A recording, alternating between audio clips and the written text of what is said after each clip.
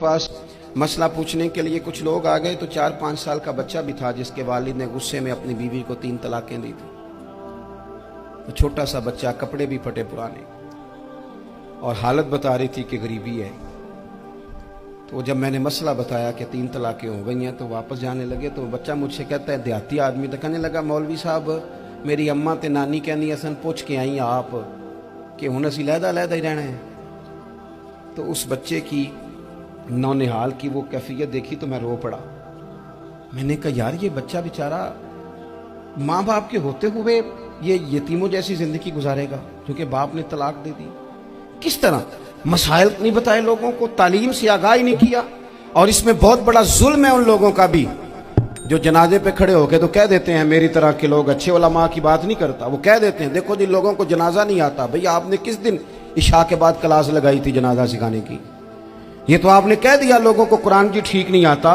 तो यहां तो बेचारी बीबियां जिनको सही पढ़ना नहीं आता वो मिशन बना लेती हैं कि मैंने इतने 100 को कुरान पाक पढ़ाना है, बेवा हो गई हूं, तलाक याफ्ता हो गई हूं, सारी जिंदगी कुरान पढ़ाऊंगी। हम क्यों ये मिशन नहीं बनाते, क्यों इस तरफ सफर नहीं करते? एक तो दीनी मालूमात में, दीनी उलूम में अपने आप को लगाएं और ज़ौक़ पैदा करें कि जो चीज़ें मुझे नहीं आती मैंने वो सीखनी है, जो मामलात मुझे नहीं आते मैंने उनकी तरफ सफ़र करना है। एक तो अपना ये मिजाज बनाएं। और जब आप दीनी उलूम सीखते हैं तो पता है कौन सा मंजर कायम होता है? मंजर वो बनता है कि हज़रत अबू हुरैरा भी दीन सीखा करते थे, हज़रत अब्दुल्ला इब्न उमर भी असहाबे सुफ़ा में रहा करते थे, हज़रत अनस बिन मालिक भी रहा करते थे। और ऐसा मंजर बनता है कि हज़रत सैयदा खतीजतुल कुबरा रज़ी अल्लाह तआला अन्हा फरमाती हैं, सैयदा फातिमा हुजूर की गोद में बैठी होती थी और नबी पाक से बातें पूछती थी और हुजूर उन्हें बता रहे होते थे। सैयदा आयशा हुजूर से दीन की बातें पूछती। चौथा हिस्सा हमारी फिका के उसूल हजरत फातिमा की, हजरत आयशा सिद्दीका की मरवियात पर मबनी है। अगर हमारी बच्चियां छोड़ दें डाइजेस्ट पढ़ना, छोड़ दें इधर उधर की मूवी देखना और वो किताब व सुन्नत पर आ जाएं तो बहुत सारे मसाइल ऐसे हैं जो उलझने से पहले ही सुलझे हुए हों। दीनी तालीम का मिजाज और ज़ौक़। और दूसरी आयत करीमा मैंने तिलावत की, अल्लाह करीम ने कुरान मजीद में फरमाया, या अय्युहल्लज़ीना आमनू कू अनफुसकुम व अहलीकुम नारा, ऐ ईमान वालों खुद भी दोज़ख की आग से बचो और अपने घर वालों को भी बचाओ। ओ वालिद, वो माँ जो बच्चों को भूख से बचाने के लिए मेहनत करती है, उनको मायूसी से बहुत सारे माँ बाप ऐसे होते हैं जिनके पास कपड़े लेने के पैसे नहीं होते ईद पे। क्यों? अजान शुरू होगी जी, अजान सुने जी। अजीज भाई, जिस तरह हम अपने बच्चों को देखें, बहुत सारे माँ बाप के पास गुंजाइश नहीं होती, लेकिन इस नीयत से कि बच्चों के दिल टूट जाएंगे, ईद पे कैसे गुजारा करेंगे, मुश्किल से भी कपड़े खरीद के देते।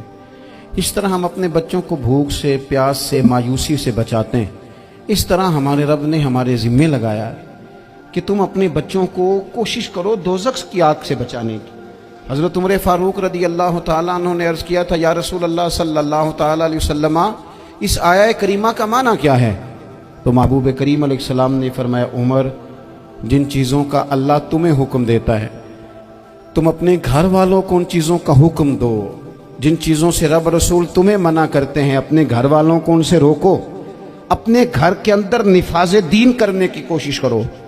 मेरे भाई, बहुत ज़्यादा आजमाइश है हमारे घरों में, बेचैनियाँ हैं, इस्तराब है, बच्चों में सख्ती है, बहन भाई एक दूसरे के साथ लड़ते हैं, मिजाजों में तलखी आ गई। क्यों भला? इसलिए कि माँ बाप को जो बेहतरीन किरदार और जो हसीन तरीका घर में अपनाना चाहिए था, बच्चे तकरीर बाहर से सुनते हैं लेकिन वो फॉलो अपने माँ बाप को करते हैं। अगर माँ बाप में हौसला हो, सब्र हो, इत्मीनान हो, खुददारी हो, थोड़े पर गुजारा करने का मिजाज हो। देखे ना, आज डिप्रेशन है, टेंशन है, पैनिक अटैक्स हैं, बड़ी सारी चीज़ें आ गई। क्यों भला? सब्र नहीं, तहम्मुल नहीं, बुर्दबारी नहीं।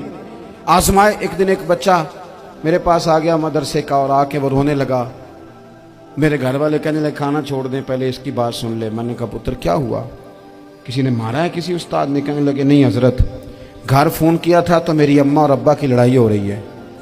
बच्चा कांप रहा है, टांगे कांप रही हैं। मैंने कहा क्या गया तुम्हें पुत्र, लड़ाई हो रही है तो घरों में हो ही जाती है। कहने लगे नहीं, آپ کو پتہ نہیں وہ بڑا سخت لڑتے ہیں۔ میرے والد جب میری والدہ کو مارنے کے لیے آگے بڑھتے ہیں تو ہم سارے چار پنجوں کے نیچے چھپ جاتے ہیں، ہمیں خوف آتا ہے، وہ منظر خطرناک ہوتا ہے۔ یہ کون تکلیف دے رہا ہے اپنے بچوں کو؟ یہاں بیٹھے ہمارے ہاں میلوں دور رہتے تھے اس کے گھر والے، تو وہ تکلیف میں تھا، تو گھر میں کیا کیفیت ہوگی؟ اگر حوصلہ ہو، صبر ہو، قناعت ہو، اللہ کے دیے ہوئے تھوڑے رزق پر ہمیں راضی رہنا آتا ہو، ہمارے گھروں میں سکون آئے، اطمینان آئے، ہم جو زندگی بڑی خوشی خوشی گزار سکتے ہیں۔ ہمارے مزاجوں کا لالچ، ہماری طبیعتوں کی بے راہ روی، ہماری جھوٹی انا کا بت، ان ساری چیزوں کو ختم کر دیتا ہے۔ اپنی زندگی کے اندر اگر ہم وہ کردار اپنے بچوں کو دیں جس کردار میں موبائل بھی ہو، جس میں گاڑی بھی ہو، جس میں پیسے بھی لا کے ابا دراز میں رکھتا ہو، لیکن والد کا گھر میں مصلی بھی موجود ہو، اس کی کوئی تصویر بھی ہو، وہ یہ بھی کہتا ہو کہ خدا نے اپنے فضل سے آج 5,000 دیا ہے تو اس میں 1,000 غریبوں کا بھی ہے، اس میں تھوڑا سا میں نے اللہ کی رضا کے لیے بھی رکھا ہے۔ اگر کوئی مشکل آ جائے تو وہ باپ اور ماں کو صبر کرتا ہوا دیکھتے ہوں، اگر ایک باپ کر بات کرے تو دوسرا برداشت کرتا ہو۔ خدا را اپنی اولادوں کو اس اذیت کا شکار نہ کرو۔ اپنے گھروں کے اندر وہ خودداری، وہ پیار، وہ وقار، وہ محبت، وہ انداز۔ آپ تھکے ہوئے ہیں، کوئی شک نہیں، آپ بہت سارے مسائل کا باہر شکار ہوں گے، کوئی شک نہیں، لیکن آپ باہر سے تھک کے آئے ہیں، اور اگر آپ باہر اپنی فیکٹری کے مالک ہیں اور دفتر کے بڑے ہیں تو گھر میں بھی تو آپ بڑے ہیں نا۔ آپ کی ماں بھی تو انتظار کر رہی ہے، اس نے بھی تو دکھڑا سنانا ہے نا آپ کو۔ آپ یہ دیکھیے کہ آپ کے بچے بھی تو انتظار کر رہے ہیں، وہ چاہتے ہیں کہ ابا آ کے بیٹھیں تو ہم ان کے سینے پہ چڑھ کے تھوڑا کھیلیں۔ آپ کی اہلیہ منتظر ہیں، کچھ باتیں بیوی کسی اور سے نہیں کہہ سکتی، صرف اپنے شوہر سے کہتی ہے، لیکن وہ تو آتے ہی جلال میں آ گئے صاحب، وہ کہنے لگے تو بڑی نالائق ہے، میں تھکا ماندہ آیا ہوں اور تو نے مجھے کہانی سنا دی ہے۔ وہ اس خاتون سے شدت کے ساتھ پیش آنے لگے۔ میرے رسول پاک کی حیات نور کو دیکھو، حضرت ام ایمن حضور کی رضائی والدہ ہیں، ان کی بھی خدمت ہو رہی ہے، حضرت حلیمہ سعدیہ آ رہی ہیں تو خدمت ہو رہی ہے، حضرت عباس حضور کے چچا ہیں تو کریم فرماتے ہیں میرے چچا ہیں باپ کی جگہ پہ۔